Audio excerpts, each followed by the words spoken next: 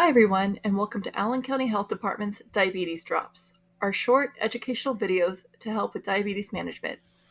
Today, we will be doing an overview of some of the complications associated with diabetes. In this video, we will discuss cardiovascular disease, nerve damage, foot care, and dental health. Over time, high blood sugar can damage blood vessels and nerves that control your heart. This damage can cause high blood pressure and raises the risk of developing heart disease for people with diabetes. In fact, people with diabetes are at twice the risk of developing heart disease and other complications than those without diabetes. 1 in 4 adults with diabetes don't know they have it, which means they could be living with higher blood glucose levels for years before they are diagnosed and get treatment. Glucose is the sugar our cells use for fuel. Higher levels of sugar cause our blood to become thicker and stickier. Thicker blood has a harder time flowing through blood vessels and puts added pressure on the walls of our arteries.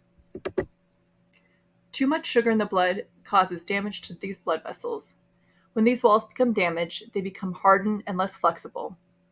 Damaged blood vessels can form plaques that cause vessels to narrow and making it harder for blood to flow smoothly, resulting in an increased risk for cardiovascular disease such as heart disease and stroke. When your blood vessels are narrow, your blood is thicker. It takes more effort for your heart to pump blood through your body. This extra effort increases blood pressure, which could lead to hypertension and cardiovascular disease. Cardiovascular disease refers to problems of the blood and the blood vessels and heart. People with diabetes are at a higher risk for developing high blood pressure, heart attack, stroke, hardening of the blood vessels, heart failure, and heart disease. Cardiovascular disease is the #1 cause of death among people with diabetes. While diabetics are at a higher risk for developing cardiovascular disease, there are many steps that can be taken to reduce these risks. Regularly monitoring blood sugar levels and taking medications as prescribed can help better control blood sugar levels. Eating a balanced diet rich in vegetables, fruit, whole grains, and lean proteins, and reducing high sugary beverages can also help maintain blood sugar levels. Regular physical activity, maintaining a healthy weight, limiting alcohol consumption, and quitting smoking all contribute to reducing the risk of cardiovascular disease. Having high blood sugar for many years can damage the blood vessels that bring oxygen to some nerves as well as their coverings. As with cardiovascular disease, diabetics are at a higher risk of developing nerve damage known as neuropathy. Controlling blood sugar levels can reduce the risk of nerve damage. The symptoms of neuropathy depend on which nerves and what part of the body are affected. Many parts of the body can be affected or damaged, may occur to a single specific nerve. Peripheral neuropathy is the most common form of nerve disease. It can affect arms and legs, hands and feet.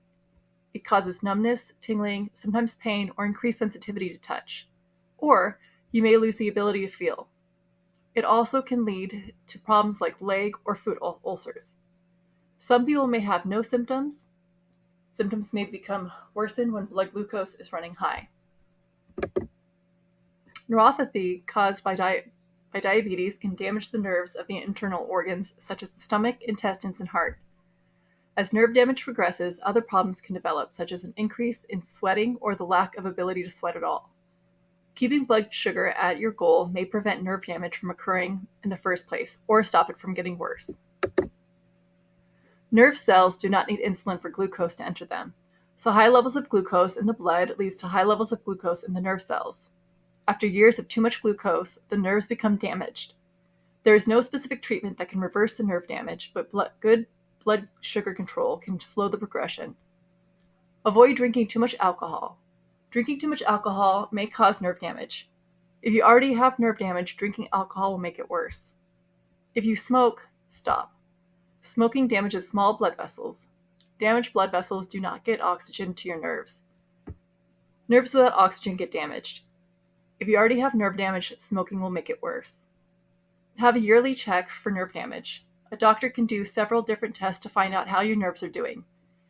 This should begin at diagnosis if you have type 2 diabetes and at 5 years after diagnosis of type 1.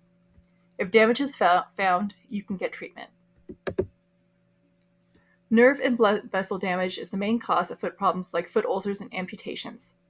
Loss of feeling or numbness, tingling or burning in the feet can cause you to not be able to feel if your feet get injured.